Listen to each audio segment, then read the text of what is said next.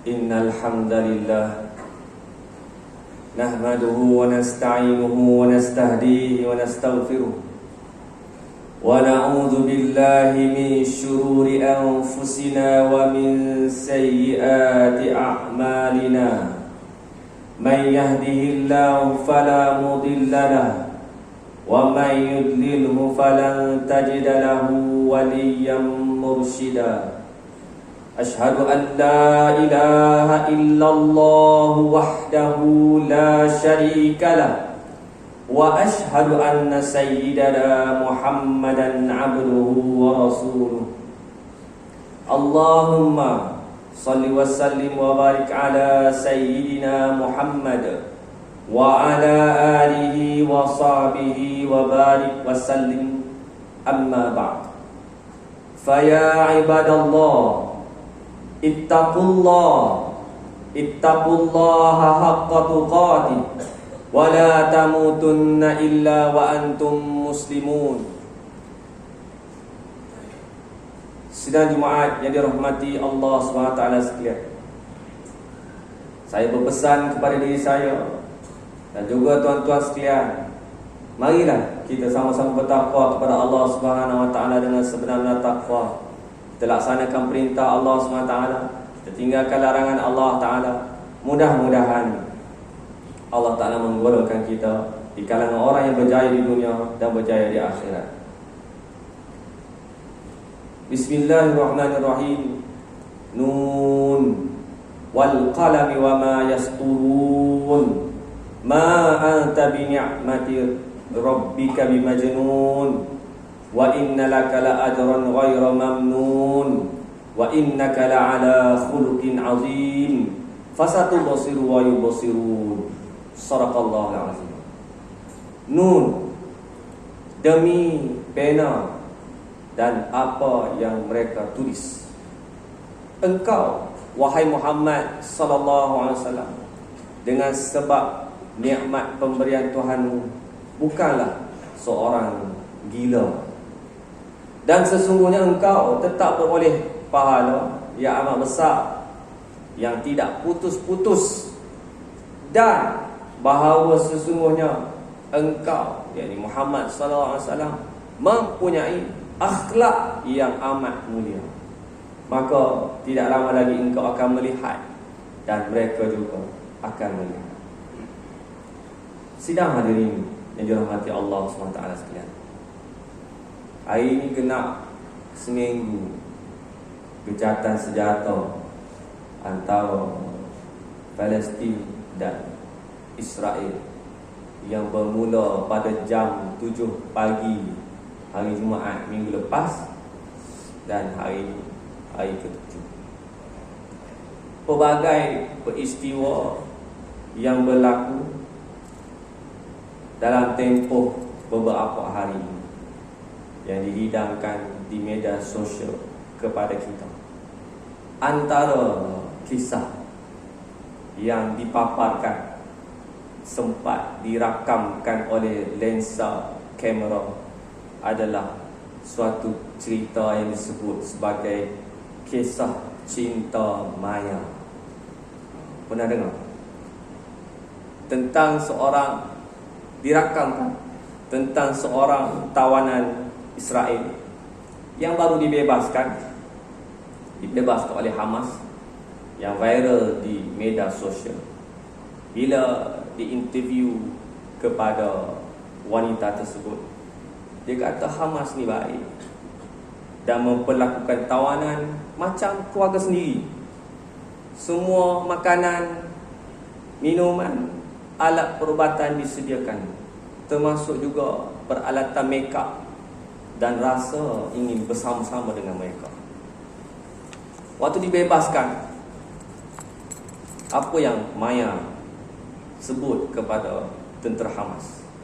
Sambil tersenyum, dia sebut, bye, syukran. Dengan lirikan mata, eyes never lies. Ucapan bye, syukran bermaksud selamat tinggal, terima kasih. Terima kasih atas apa? Sudah pastinya berita ini tidak masuk dalam CNN, tidak akan masuk dalam Fox News, tidak akan masuk dalam media yang dikawal oleh Zionis.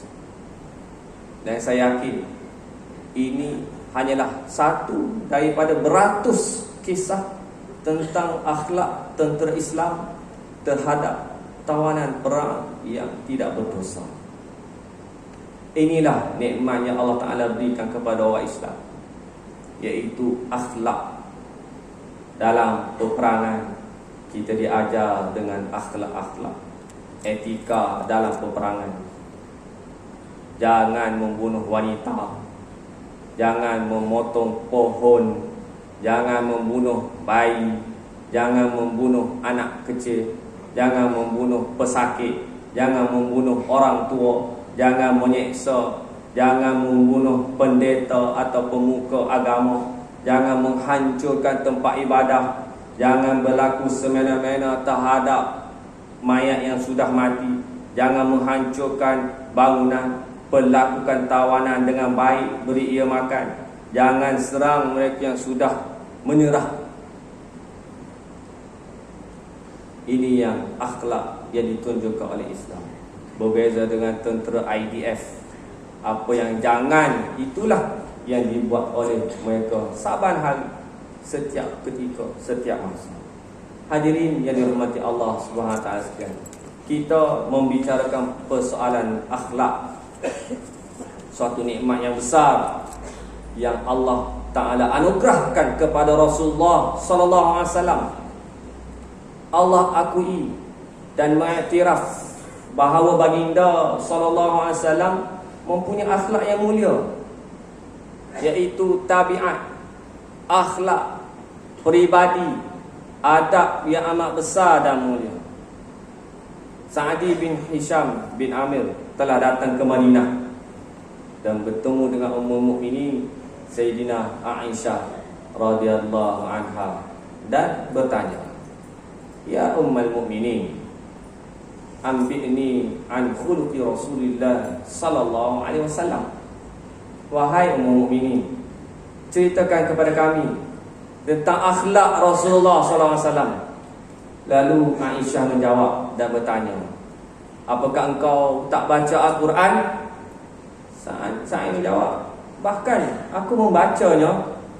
Lalu Ummul Mukminin Aisyah radhiyallahu anha berkata, qalat fa inna khuluqa nabi sallallahu alaihi wasallam kana al-Quran. Sesungguhnya akhlak Rasulullah sallallahu alaihi wasallam itu adalah Al-Quran. Hadis riwayat Muslim. Hadis riwayat Anas radhiyallahu anhu. Beliau berkata, selama 10 tahun Anas ni adalah pembantu Rasulullah SAW. Selama 10 tahun aku berkhidmat untuk baginda, iaitu Rasulullah SAW, aku tak pernah mendengar baginda mengucapkan kata sebagaimana baginda tak pernah bertanya, "Apa yang kau lakukan ini? Kenapa kamu lakukan ini?"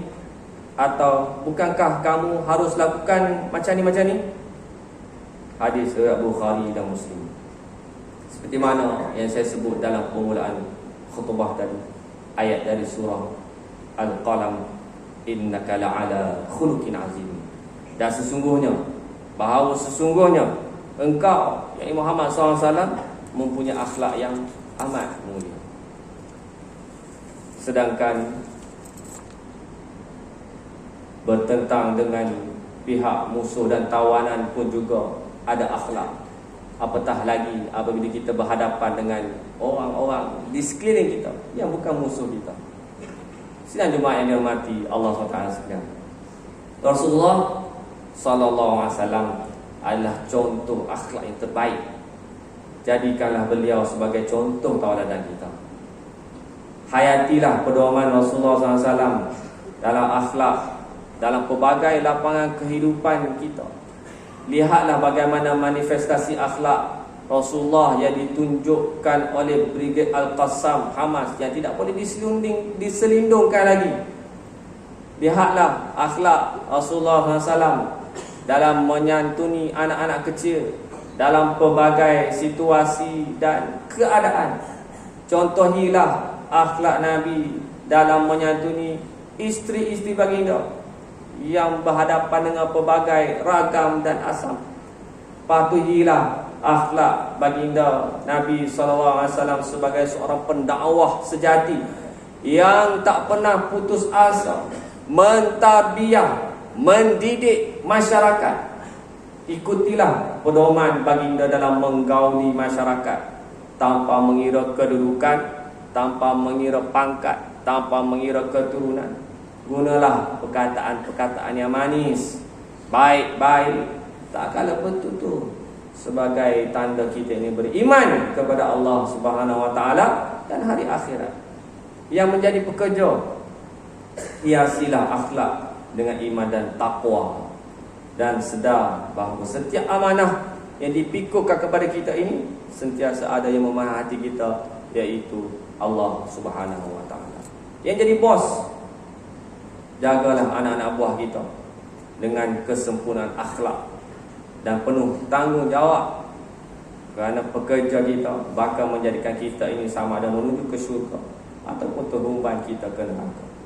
Yang meniaga, hiasilah kehidupan kita dengan rezeki yang halal, jauhi daripada penipuan, penindasan, riba, maksiat. Mudah-mudahan perniagaan kita sentiasa berkembang dengan zakat, dengan wakaf, sedekah dan sebagainya. Yang menjadi pemimpin, bertakwalah kepada Allah Subhanahu Wa Taala. Bertakwalah kepada Allah Subhanahu Wa Taala. Nescaya dengan takwa kita akan berjaya di dunia dan berjaya di akhirat. Akhirnya tuan-tuan, hidup di dunia ini hanyalah sementara. Ianya merupakan satu jambatan yang menghubungkan kita dari satu tempat ke destinasi kita yang sebenar, yakni di akhirat. Contoh, kita lalui jambatan Pulau Pinang menuju ke Georgetown. Kita tak berhenti, tidak terpesona dengan keindahan arkitektur jambatan tersebut, kerana kita tahu ke mana arah kita sebenar kita nak pergi. Justru kita di dunia ni ambil sekadarnya, buat sebaiknya dengan akhlak kita yang paling mulia.